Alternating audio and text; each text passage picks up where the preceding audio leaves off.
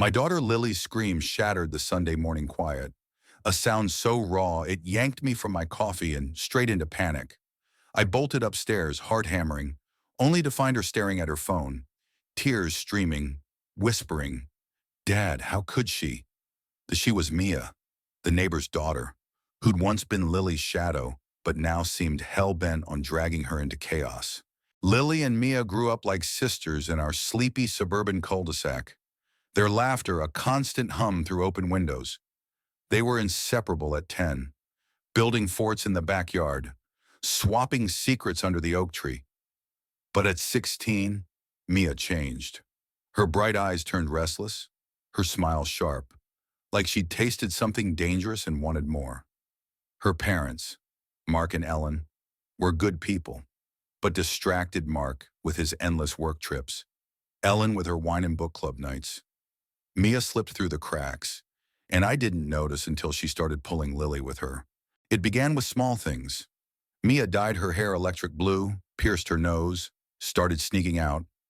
I'd see her at 2 a.m., vaping under the street lamp, her laughter too loud for the sleeping neighborhood. Lily, my cautious, straight-A girl, would come home with stories of Mia's adventures parties in abandoned lots, older guys with fast cars. I brushed it off as teenage rebellion, told Lily to keep her head on straight. But then Mia's influence grew darker. One night, Lily showed me a text from Mia, a photo of pills scattered on a table, captioned, "This is freedom. Lil, wanna try my stomach?" dropped. I banned Lily from seeing Mia, grounded her for even thinking about it, but Mia was relentless, texting Lily late at night, filling her head with ideas of living free and breaking rules. Lily, sweet and impressionable, started sneaking out to meet her. I'd find her window cracked open, her bed empty, my heart in my throat. The breaking point came that Sunday morning. Lily's scream wasn't just fear, it was betrayal. Mia had sent her a video, grainy and shaky, of herself at some underground rave, laughing wildly as she passed a bottle to a guy twice her age. The text read, "This could be us. Lil, ditch your dad's cage." Lily, shaking, confessed she'd been covering for Mia, lying to me about where they went. She'd even gone to one of those parties, too scared to tell me. I felt like I'd failed her. I marched across the lawn to Mark and Ellen's house, fists clenched. Mark answered, bleary-eyed, surprised to see me. I didn't hold back. "Your daughter's out of control." "Mark, she's pushing drugs on Lily, dragging her into God knows what. Do something, or I will." He looked gut-punched, mumbling about how Mia's been hard to handle. Ellen joined us, defensive, insisting Mia was just finding herself. I wanted to scream. Their daughter was a hurricane, and my Lily was caught in the storm. That night, I sat Lily down. Her eyes were red, her hands twisting in her lap. I just wanted to be like her. "Dad," she whispered. "She's so fearless." I hugged her, my chest tight, and promised I'd keep her safe. But Mia's pull was strong, and I knew words weren't enough. I started monitoring Lily's phone, hating myself for it but terrified of losing her. I saw Mia's texts, taunts about me being a jailer, dares for Lily to sneak out again. I couldn't let it go on. I confronted Mia directly the next day. She was slouched on her porch, earbuds in, smirking like she'd already won.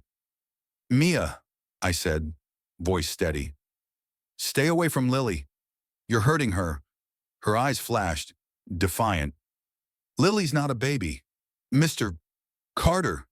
She can choose her own life." I stepped closer, towering over her. "Not like this. Not with you." She laughed, cold and sharp, and walked away. I knew then I had to act fast. I enrolled Lily in a summer art program across town, hoping distance and new friends would break Mia's hold. I talked to her school counselor, who suggested therapy to help Lily process her guilt and confusion. I even reached out to a community group for troubled teens, hoping to get Mia help without her parents' denial getting in the way. But Mia didn't stop. She'd show up at our house when I wasn't home, leaving notes for Lily, little challenges to prove she wasn't boring. One evening, I caught Mia slipping a note under our door. I grabbed it before Lily could see a scrawled dare to crash a college party with her. That was it.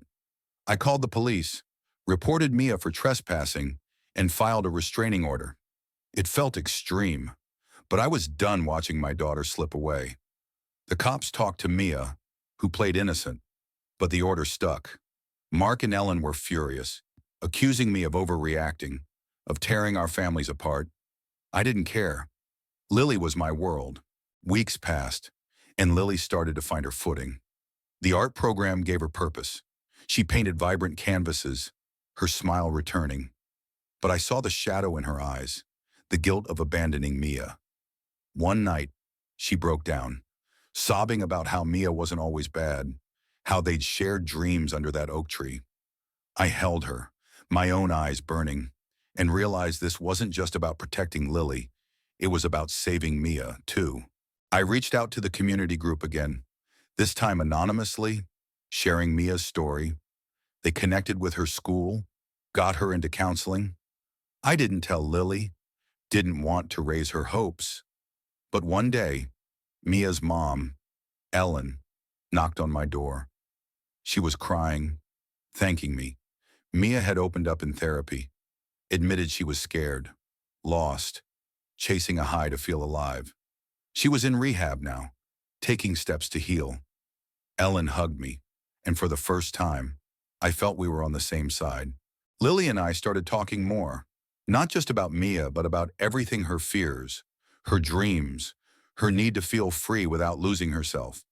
I learned to listen, not just control. Our bond grew stronger, built on trust instead of rules.